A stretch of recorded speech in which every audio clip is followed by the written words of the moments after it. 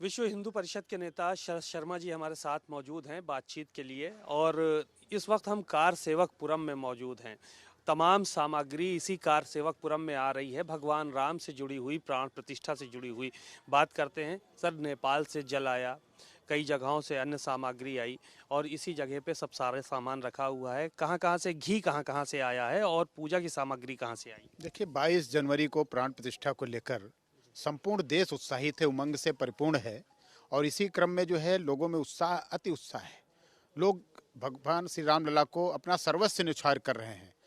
जिसके पास जो है वो समर्पित कर रहा है प्रेम भाव से। और ये समर्पण जो है, वो भाव है कि हमारे राम लला जो है हर प्रकार से जो है, चाहे वो पूजन के का हो, चाहे उनके वस्त्र का हो, और चाहे जो है मंदिर में स्वर्ण लगाने का हो, चाहे चांदी का हो, तो इस प्रकार से लोग अपने अपने भाव समर्पित कर रहे हैं। इसी क्रम में जो है यहाँ पर राजस्थान से लगभग 600 किलो घृत भेजा गया, और जो बैलगाड़ी से आया।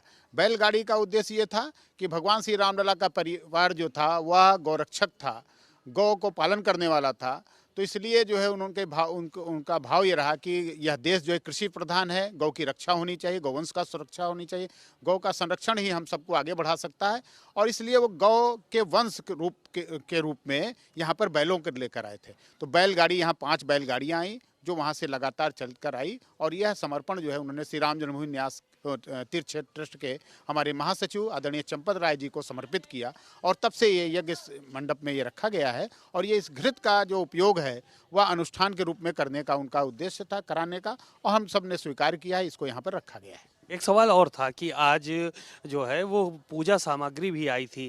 वो पूजा सामग्री कहाँ से आई थी और उसमें क्या क्या ऐसी चीज़ें? देखिए, जो पूजन की सामग्री की जहाँ तक, वो समिधा के रूप में यहाँ पर भेजा है। लोगों ने, महाराष्ट्र के बंधु लेकर आए हैं और उसको भी ट्रस्ट ने स्वीकार कर लिया है।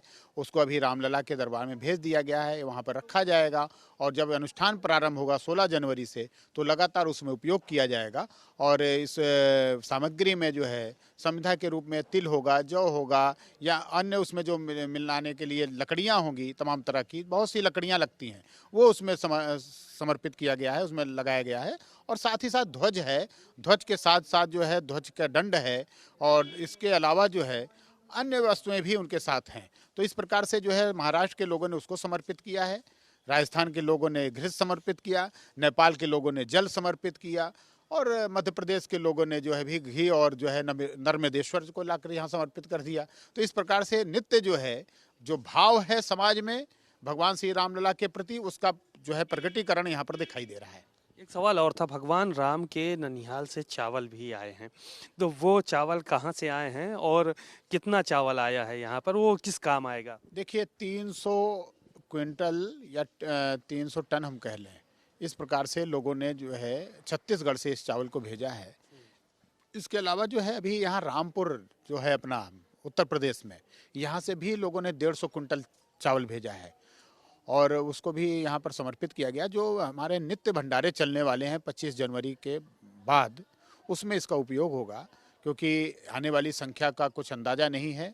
तमाम तरह जो है के लोग जो है भोजनालय चलाएंगे भिन्न भिन्न स्थानों से आकर, उस भोजनालय में जो है इसका उपयोग होगा। और यही नहीं, मसाला भी भेजा गया है। कोई जो है तेल भेज रहा है, कोई जो है चाय पत्ती भेज रहा है आसाम से, कोई चीनी भेज रहा है विभिन्न क्या कहते हैं मिलों से। तो इस प्रकार से लोगों के जो भी समर्पण जो भी पा रहे हैं लोग, वो भेज रहे हैं यहाँ पर। और ये सीधे कारसेवकपुरम आ रहा है या रामलला के दरबार में पहुँच रहा है, जहाँ पर जो स्थान उपलब्ध हो रहा है वहाँ पर उसको रखवाया जा रहा है।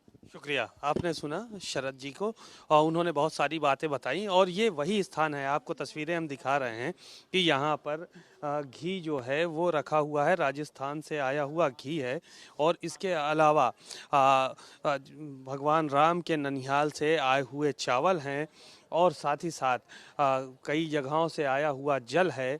कोई शक्कर भेज रहा है, कोई चीनी भेज रहा है, कोई जो है वो चावल भेज रहा है। तो इन सब चीज़ों को भेजा जा रहा है और पूरे देश से ये चीज़ें आने का सिलसिला लगातार जारी है। कैमरामैन पंकज निगम के साथ सीमा अब नकवी, भारत समाचार, अयोध्या।